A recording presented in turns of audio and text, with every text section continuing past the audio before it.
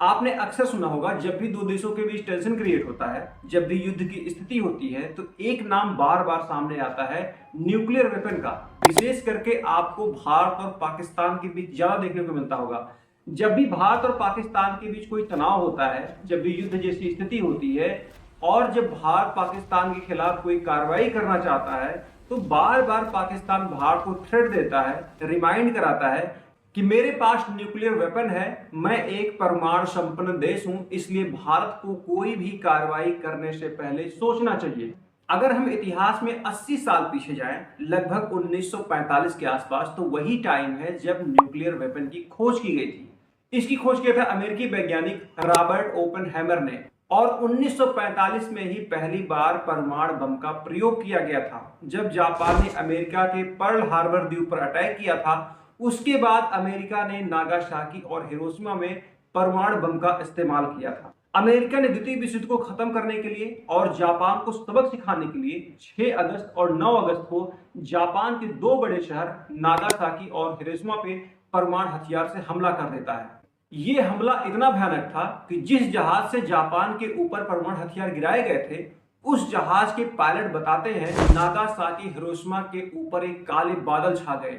पूरी तरीके से सूरज की रोशनी गायब हो गई, कुछ भी दिखाई नहीं पड़ रहा था, आसमान में सिर्फ धुआं ही धुआं दिखाई पड़ रहा था। नागासाकी और हिरोशिमा पे हुए परमाणु अटैक से कई लाख लोगों का जीवन प्रभावित हुआ, लगभग 2.5 से 3 लाख लोगों की मौत हो गई।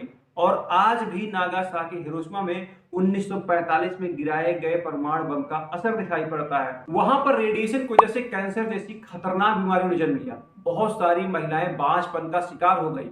जो नए बच्चे पैदा होते थे वो डिसेबल होते थे, यानी कि विकलांग होते थे। सिर्फ वहां पर मनुष्य ही परमाणु रेडिएशन के चपेट में नहीं आया, बहुत सारे जीव जंतु आए, बहुत सारे पेड़ पौधे आए। हालात ये हो गए कि वहां की मिट्टी दूषित हो गई, वहां का पानी दूषित हो गया, सब कुछ बर्बाद हो गया। आज भी यानी कि 80 साल हो जाने के बाद भी नागासाकी हिरोशिमा में परमाणु रेडिएशन का असर देखा जाता है। तो आप इससे अंदाजा लगा सकते हैं, जिस हथियार को 80 साल पहले बनाया गया था, जो अपने शुरुआती स्टेज पे था, वो अगर इतना नुकसान कर सकता है, तो आज के आधुनिक युग में बहुत सारे देशों के पास बहुत ही हाईटेक परमाणु बम है। अगर उनका इस्तेमाल होता है तो धरती पर क्या तबाही आने वाली है। 1947 में जब इस देश को आजादी मिलती है और ये देश दो हिस्सों में बढ़ता है, एक हिस्सा पाकिस्तान बनता है और एक हिस्सा भारत बनता है। 1947 से लेकर 2025 तक भारत ने कई बार घुसपैठ की कोशिश की है, कई बार उसने आतंकी हमले करवाए हैं, निर्दोष लोगों की जान ली है। और जब भी इन सब के खिलाफ भारत कोई कार्रवाई करता है, कोई एक्शन लेता है, तो बार बार वो थ्रेट दिखाता है कि मेरे पास परमाणु हथियार है, अगर भारत मेरे ऊपर कोई कार्रवाई करता है तो मैं उसके ऊपर परमाणु हथियार से हमला कर दूंगा। अब ऐसे बहुत सारे लोगों के मन में एक विचार आता है कि अगर परमाणु हथियार से भारत और पाकिस्तान के बीच युद्ध हो जाए तो कौन देश जीतेगा। असल में परमाणु हथियार इतना खतरनाक वेपन है कि अगर इसका किसी युद्ध में इस्तेमाल किया जाता है तो यहां पर ना तो कोई हारेगा ना तो कोई जीतेगा, पूरी की पूरी मानवता ही हार जाएगी। फिर भी हम भारत और पाकिस्तान के परमाणु हथियार और उसके युद्ध के बारे में बात करें तो भारत के पास 172 परमाणु हथियार हैं और वहीं पर पाकिस्तान के पास 170 परमाणु हथियार हैं। और अगर भारत अपने परमाणु हथियारों से पाकिस्तान के ऊपर अटैक करता है तो उसका क्षेत्रफल इतना बड़ा नहीं है कि वो भारत के किए गए अटैक से बच पाए। वहीं पर अगर पाकिस्तान भारत पर अटैक करता है तो कुछ हिस्सों को नुकसान हो सकता है, बहुत बड़ा नुकसान हो सकता है, लेकिन पूरे भारत को खत्म कर पाना पाकिस्तान के लिए असंभव कार्य है, क्योंकि भारत का क्षेत्रफल बहुत बड़ा है। लेकिन आपने एक चीज देखा होगा, दुनिया में बहुत सारे युद्ध हो रहे हैं। इजराइल अपने पड़ोसी देशों से लड़ रहा है, रशिया यूक्रेन से लड़ रहा है, बहुत सारे देश आपस में लड़ रहे हैं, लेकिन किसी देश ने 1945 के बाद परमाणु हथियार का इस्तेमाल नहीं किया है। उसको देखते ये माना जाता है कोई देश इस हथियार का इस्तेमाल नहीं करेगा।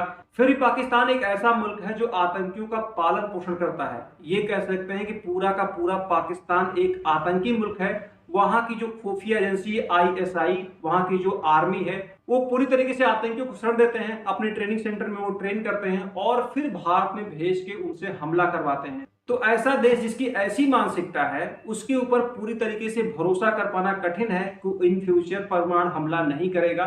वो कर भी सकता है। पाकिस्तान सिर्फ भारत के कश्मीर हिस्से को हासिल करने के लिए, भारत में आतंकी हमले कराने के लिए इस हद तक पहुंच गया है कि वो खोखला हो चुका है। ना तो उसके पास पेट्रोल बचा है, ना डीजल बचा है, ना खाने की सामग्री बची है, ना रुपया पैसा बचा है। वो बिल्कुल भिखारी हो चुका है, लेकिन फिर भी इस गतिविधि में वो पीछे नहीं रह रहा है, आतंकियों को भारत में बार बार भेज रहा है। तो ऐसा देश जिसकी मानसिकता ये है कि हम भूखे रहेंगे, नंगे रहेंगे, लेकिन आपके ऊपर अटैक करेंगे, उस देश पर यह भरोसा कर पाना बहुत कठिन है कि वो इन फ्यूचर परमाणु हथियार से भारत पर हमला नहीं कर सकता है।